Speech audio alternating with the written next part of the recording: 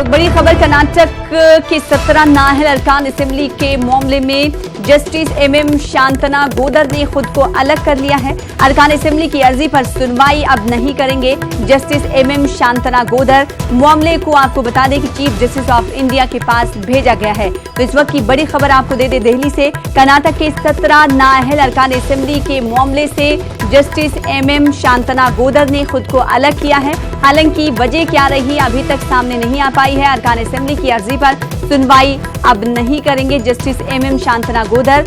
अब इस मामले को चीफ जस्टिस ऑफ इंडिया के पास भेज दिया गया है।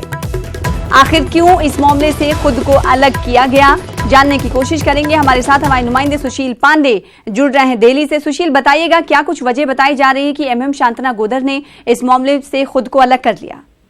जी देखिए, लंबे समय से इस मामले की सुनवाई का इंतजार था। कर्नाटका के जो डिस्क्वालीफाइड MLAs हैं, बार बार कोर्ट में मेंशन किया जाता था।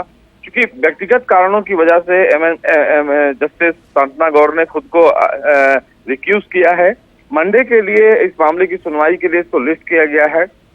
जो वजह है वो ये बताई जा रही है कि MM शांतना गौर इससे पहले इस मामले में सुनवाई कर चुके हैं, तो लिहाजा इस सुप्रीम कोर्ट की ये परंपरा रही है कि अगर कोई जज पहले किसी मामले को देख चुका है तो उस मामले को वो नहीं सुनता है, ताकि अदालत में इस मामले की निष्पक्ष और सही सुनवाई हो सके। आने वाले दिनों में कोई आरोप ना लगाए कि इसमें एक तरफा फैसला किया गया है, और इन्हीं कारणों की वजह से जस्टिस शांतना गौर ने खुद को रिक्यूज किया है। अब मंडे को इस मामले की सुनवाई होगी।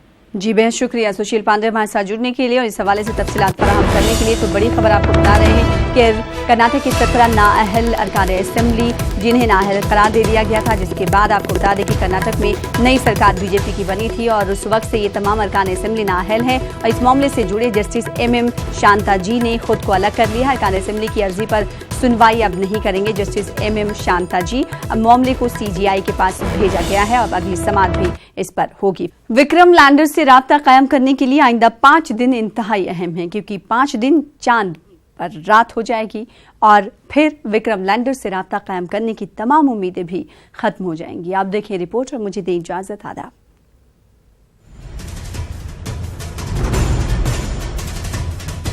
लैंडिंग से ठीक पहले विक्रम से इसरो का राब्ता जरूर टूट गया, लेकिन साइंसदानों की उम्मीदें अब भी कायम हैं। हालांकि विक्रम के पास वक्त कम है, क्योंकि 20 या 21 सितंबर को चांद पर रात हो जाएगी और उसके साथ विक्रम लैंडर से राब्ता कायम करने की उम्मीद भी पूरी तरह खत्म हो जाएगी। विक्रम से राब्ता कायम करने की कोशिश में नासा इसरो का ताउन कर रहा है। नासा का ऑर्बिटर आज चांद की सतह पर उस जगह से गुजरेगा जहां विक्रम ने लैंडिंग की है। नासा ऑर्बिटल लैंडिंग साइट की तस्वीरें भेज सकता है, जिससे विक्रम से राब्ता बहाल करने में मदद मिल सकती है। ख्याल रहे कि चांद का एक दिन जमीन के 14 दिनों के बराबर है और विक्रम को चांद के एक दिन के बराबर काम करने के लिए डिजाइन किया गया था। वाज़ेह रहे कि 7 सितंबर को लैंडिंग से कुछ लम्हा कबल इसरो का राब्ता विक्रम से मुनक़ते हो गया था और उसकी सॉफ्ट लैंडिंग नहीं हो सकी थी। तब से उससे राब्ता बहाल नहीं हो पाया है। Bureau report, news 18 Urdu.